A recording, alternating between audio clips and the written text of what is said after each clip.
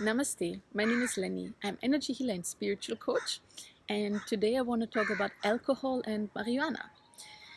What does that have to do with spirituality? Well, let's dive right in and see. I'm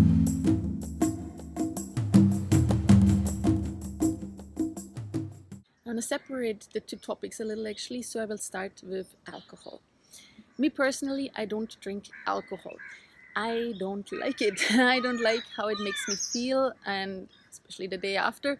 So of course I was young once. I went to university. I did drink alcohol, so I know the effects very well. But since a few years, I abstained from alcohol, and it's no big deal for me. I don't even think about it. Um, I know how I will feel after. So, and anyways, in our surrounding, we don't have alcohol, so it's very easy for me to abstain from alcohol. I know that it can be tough to get out of this, especially if you have a friend circle and the only thing you do together is like you go out on Saturday and you drink together, and it's kind of a community sense. Then I understand that it can be harder to stop drinking alcohol, even if you want to. But you will realize on your spiritual path that eventually you will have to let go of certain people and certain circumstances to evolve spiritually.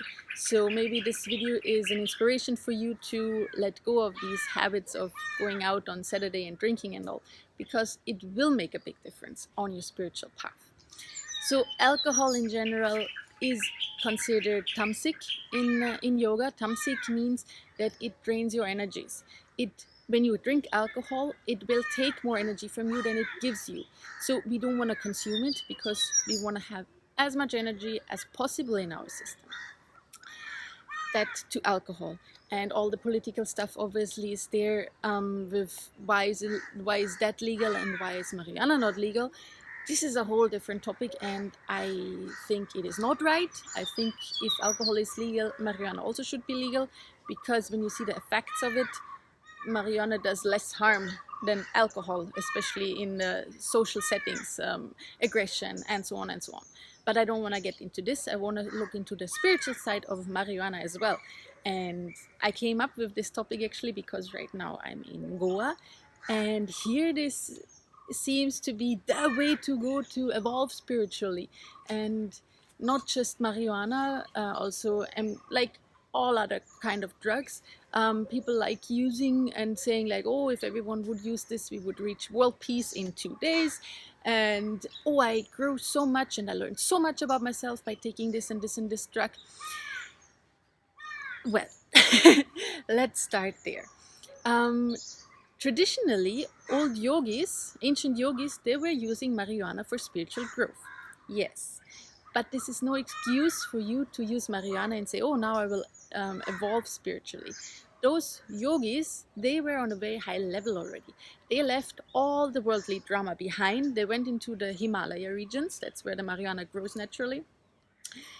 And they consumed it in a setting, so they will understand insight, thought processes, and all these kinds of things better. Now, today, a lot of people, they take marijuana, but they are not sorted. They have a lot of problems. They are in the midst of worldly drama, and then marijuana doesn't help you on the spiritual path. It just digs you deeper into this, or it numbs you so you don't think of your drama, but it doesn't solve anything. So it just prolongs your path to enlightenment actually, because you're sidetracked by it. You think, oh, this topic is solved now, just because you kind of push it on the side. So yes, marijuana can be used for spiritual growth, but only once you reach a very high level already, where you're out of all this worldly drama. So me personally, I don't use marijuana because I don't consider myself on this level yet. I'm still quite stuck in the worldly drama, working hard on it to really let go of all the connections and all. I have to show you. That's what I'm talking about. Come here. It's very cute in Goa. You just stand somewhere, record a video, and then some stray dog walks up, and especially the puppies are very cute. Well, so this is my point on. You also want to say something about it? Oh, you need some love, huh? Yes. Sorry for the small interruption. I got a little sidetracked with the puppies. There are a few more things I want to add on to the topic of alcohol and marijuana. First thing is, marijuana can be used as a healing plant. It can help you solving problems from your past. You can work through them in a very deep way, but that should be done under supervision of someone who can help you with healing plants. So not just self-medication. So any kind of drug, and like natural drug, either they are teaching plants or healing plants. Healing plants means they let you go deeper inside, deeper into your past. Teaching plants mean they will help you grow on the spiritual path. So marijuana is actually a healing plant, and it can help you solving things under proper guidance, not just by yourself. The other thing which I want to add on is that drugs in general, sometimes they're used to bring the energies up. And that's why a lot of people think, oh, when you take this or this drug, in a few days we will have world peace. Because for a short time, they get a glimpse of the divine energy. They really, like when you see it like with Kundalini yoga, they push their energies up, all their chakras, and they reconnect with the divine energy, more or less. Not not 100%, but they get a glimpse of a higher state of consciousness. And that's why they think, oh, this would be the solution. The problem with that is, first of all, this is not permanent. This is just one short glimpse. And you cannot hold the higher consciousness with drugs, because then you would have to be drugged up all the time. And eventually this will be too much for your body and it doesn't work. So drugs cannot be used for this. But a lot of people believe that. The other big problem is like this. For example, with ayahuasca, a lot of people think ayahuasca is the solution to all this. Ayahuasca does exactly that it pushes your energies up, so you come to a higher consciousness. But it doesn't stay there. The consciousness doesn't stay that high. It drops down again, and then you have a really downer after, because you're like, oh, I felt all these beautiful things. I felt so connected.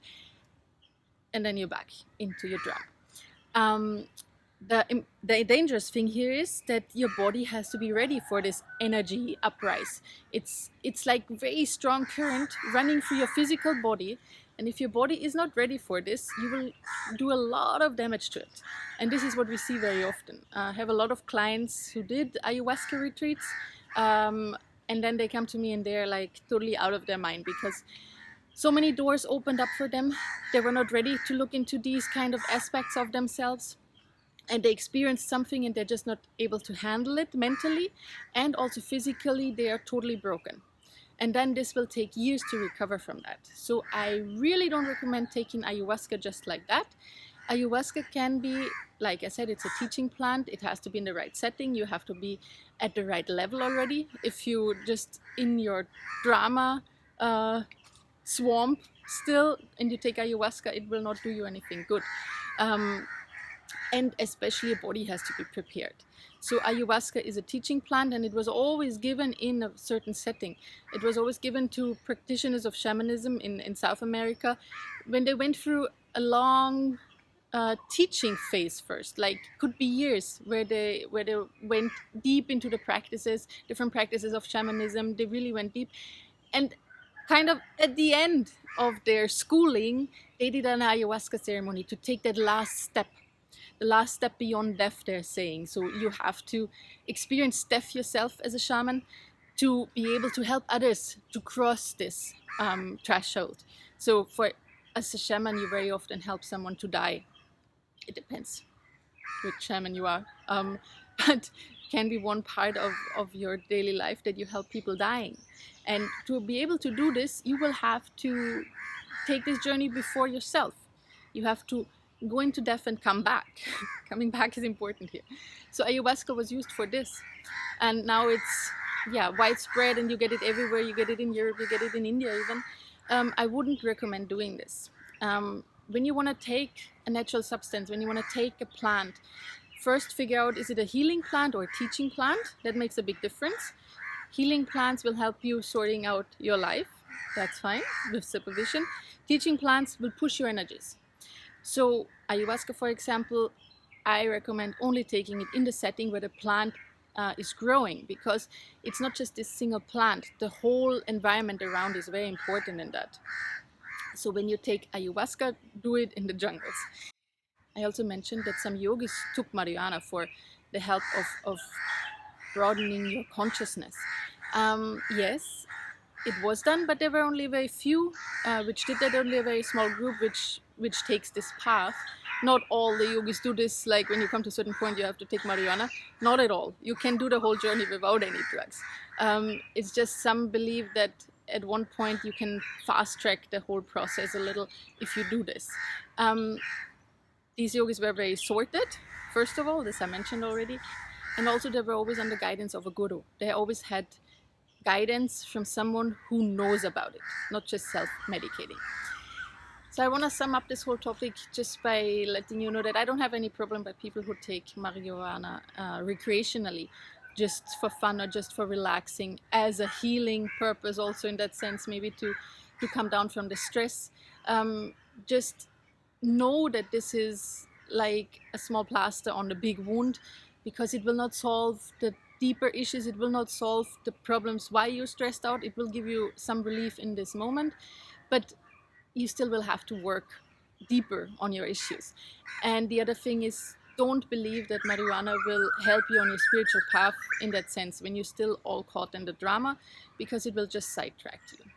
But I understand if you're really stressed out and all, it can give you some relief. Same with alcohol to a certain degree. It can relax you. Problem with alcohol is most people, they drink too much. So for the relaxing effect, you would have to take 2-3 sips. This is also some old tribes, for example, in America, North America, South America, not so much, but North America, they used alcohol to be able to journey with the drums, to slow the brain waves, but only 2-3 sips. They didn't get fully drunk and then did ceremonies. It was just this little help to calm the mind. So in that sense, it's fine if you want to do it, but know that all this is just a blockage on your spiritual path. Okay.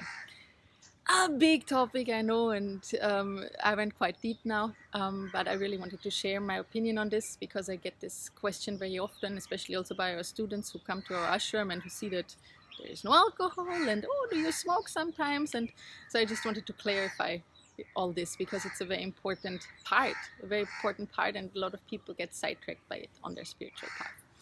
So thanks for watching, and please subscribe my channel if you want to hear more of me.